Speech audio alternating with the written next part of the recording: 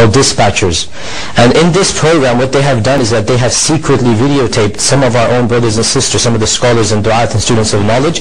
They have secretly videotaped certain lectures that they gave and cut and pasted certain things that they said in order to make them appear in a very negative and a very evil light.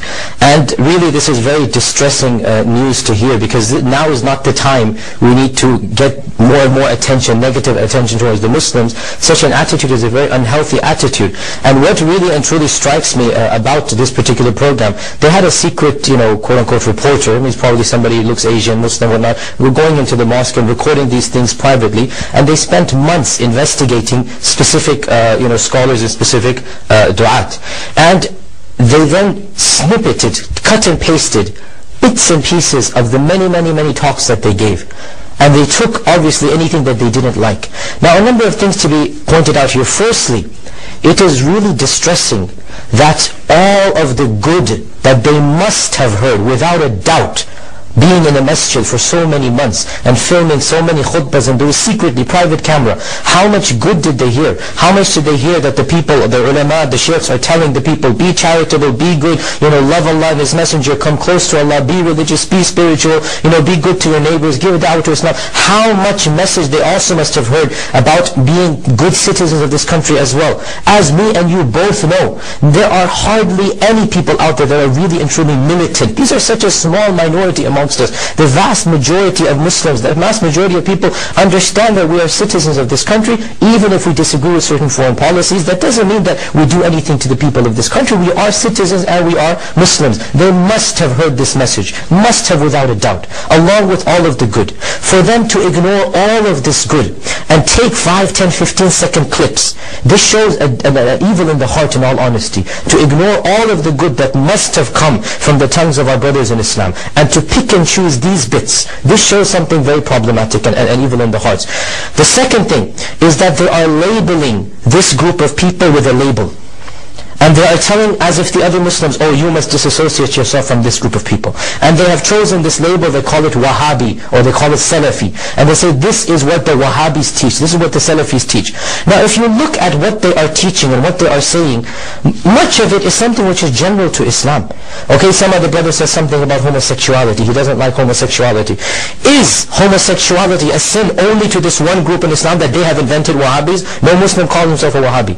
Is this thing only something negative to this one group that they will reject and ignore all the other groups? Similarly, other statements that were made, nothing is intrinsically to one particular group. Most of it is general Islamic statements. Some of them are ayat and ahadith that they have again cut and pasted. Ayat and ahadith only. They have cut and pasted and said this is coming from a Wahhabi training at a Wahhabi seminary. SubhanAllah, brothers and sisters, look beyond the stereotype. Look beyond what exactly is being planned. What is being planned is to cut and break the Muslim community. No doubt we are different groups. No doubt there are various splinter groups amongst us. But to discuss the differences of these groups, there is a time and place amongst the Muslims. We don't need to get the non-Muslims involved in this dirty baggage between this group and that group. This is a problem that we are facing as a Muslim. No doubt there are groups out there. No doubt we differ on theology and issues. Inshallah, in contrast to the non-Muslims, we are one ummah, we are Muslims. Amongst ourselves we can discuss and fine-tune and detail, no problem. But to take one group and label it with an invented label, this label of Wahhabi is an invented label, and then say, oh, this is all coming from this group. What do you think they're trying to do? They're trying to divide and conquer. They're trying to cut and break the ummah and say, okay, this is one group called the Wahhabis. What happens? Those who don't like this label, don't call themselves this label, nobody does. But I'm saying the groups that don't even like, for example, the theology of this group, they will say, okay, this anger is directed toward these Wahhabis. That's fine, let them do that. I'm not going to support my fellow Muslims in Islam. But you all realize, you all know the story of the three bulls, the red, the white, and the black bull. All of you know the story, that when an enemy came, a tiger came to attack, it couldn't attack all three bulls together. It went to the white bull and the red bull and spoke against the black bull and said, oh, this black bull is evil, this black bull is that, let me take the black bull first. And you guys, I won't harm you guys. So it took the black bull and killed it individually, and the other two watched. And then it came to the red bull, and it told the red bull, the black and white were the two evil colors. Let me just take the white one and I'll leave you alone. And so it then took the white bull, and the red bull was left standing by itself. Now that it had taken both of these and only the red was left, what do you think happened? Obviously it went to killed the Red Bull, and the Red Bull said, there is no point defending myself. I died the day I didn't defend the Black Bull. I should have defended the Black Bull initially. There is no point now defending myself, and it too ended up dying. So this is a tactic that is being used. Look at, as I said, the evil intentions of ignoring all the good and concentrating on the evil. And now look, taking general things in Islam. We believe homosexuality is a sin. It is a crime against Allah subhanahu wa ta'ala. Are we going to do something against homosexuals? No, we're not. This is not our country or our land. But we're allowed to speak against it, are we not? Our country has promised us the right of freedom of speech. If you think homosexuality is permissible, you go and say that. I think it is a sin. Allow me the right to say that. Allow me the right to say that this is an aberration against God. So what if we say it? Does this mean we're inciting violence? Inciting people to do anything? No. We believe homosexuality is a sin. We also believe premarital sex is a sin. We believe extramarital sex is a sin. Where is the problem in saying this, that they have to pinpoint? And subhanallah, the issue of homosexuality, is this something even only Islam says is a sin? Every single Orthodox Christian, Orthodox Jew believes the same thing. Are they spreading hatred and violence and terror? Look at the double standards. Look through the hype, and don't be taken in by this.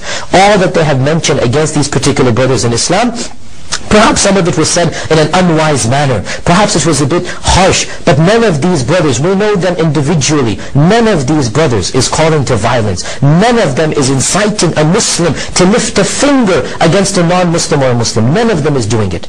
So to take these brothers and put them in a militant or evil light, and knowing the hype that is around Islam, this is a very, very unwise move. And we as Muslims need to do something about it. Obviously in a wise manner as well. So what I encourage all of you to do, all of you, don't just sit there and do nothing. What I encourage all of you to do is, in the strongest but firm and polite terms, write letters and call up this particular channel, Channel 4. You can get the number from the internet, from the web. I'm sure there's a mass email being circulated that has the numbers. Write and call. Do both of them.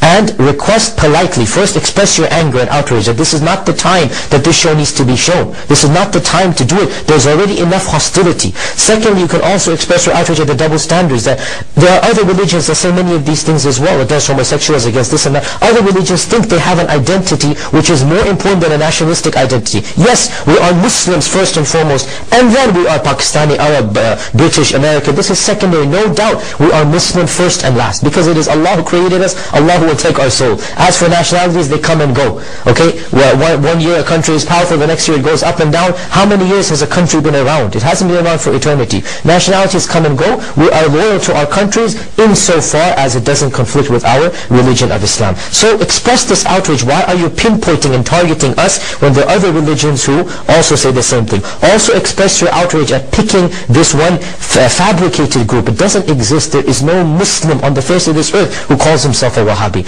And then taking commands and tenets that are general to all Muslims. All Muslims believe in what these brothers said. It's not just this particular group. And then saying, oh, this is Wahhabi. You know what's going to happen? What their tactic is that somebody reads this and he goes, I don't want to be associated with this group. Let me say homosexuality is allowed in Islam. This is the net result, is that they want you to disassociate from a concept that is Islamic by inventing a name that has nothing to do with Islam, this name of Wahhabism.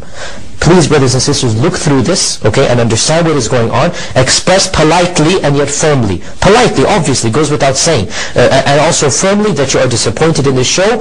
And if they cannot air, that would be great, but perhaps that would not work. At least tell them, fine, have a documentary, let us speak as well. Hear our voices. Get these people whom they secretly videotape and cut and paste to 10 seconds. Get them in your studios and interview them an hour long. The same people whom you videotape, interview them. And ask them point blank, what did you say, why did you say it? So that they can put it in context. You know, when you don't hear the entire context, you cut and paste, what's going to happen? Somebody will say, and this is a joke that is said in Islamic circle, somebody will say, Allah has prohibited us to pray. Akhi, what is your evidence? How can you say this? Did you not hear Allah says in the Quran, فَوَيْلٌ لِلْمُصَلِّينَ? Full stop.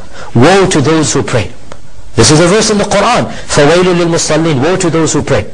And so if they cut only this verse, and they mention it, what will happen? You've destroyed the whole meaning. Then Allah goes on and He says, الَّذِينَ هُمْ فِي صَلَاتِهِمْ سَاهُونَ, those who are lazy in their prayer. Not all people who pray, only one category amongst them. So my dear brothers and sisters, what they've done, as I said, they've taken these snippets, cut and paste of these brothers, our friends in Islam, and they are portraying them in a negative and a bad light. I ask and I urge all of you,